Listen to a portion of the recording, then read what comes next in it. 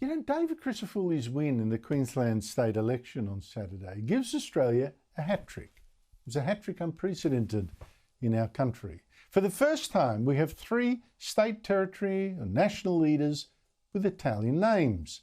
There's Crisafulli, whose grandparents immigrated from Italy to become cane farmers. There's Leo Finocchiaro, the new Chief Minister of the Northern Territory.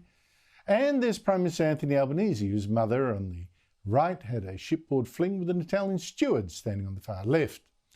Joining me are Damien Curry, a corporate communications consultant and host of his own video podcast, The Other Side, and Stephen Chavura, an author and senior lecturer in history at Campion College. His expertise, Western civilization. And speaking of which, Stephen, we haven't had 3 Greek leaders, we haven't had 3 Jewish leaders, we haven't even had a single Chinese one. In fact, it's so incredible how few Chinese have become politicians outside, say, Darwin, where they had a couple of Lord Mayors. 3 Italian leaders, no less. What does that tell us?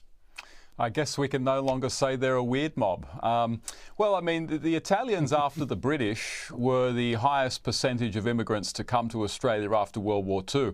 They make up 4.4% of the population, whereas the Greeks make up 1.7%, the Jews make up 0.4%. The other thing with the Italians is they had an institution already existing in Australia that they could easily sort of assimilate into, and that was the Catholic Church.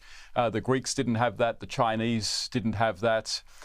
Jews have been here for a long time, but again, very small population. So I think it's a function of just the numbers of Italians and the ease with which they, and also, you know, the Greeks as well, and those who came after World War II, assimilated into Australian society. And I see it as a triumph, not so much of multiculturalism, but a triumph of a great assimilationist policy in Australia that emphasised fitting in and making your contribution as an Australian.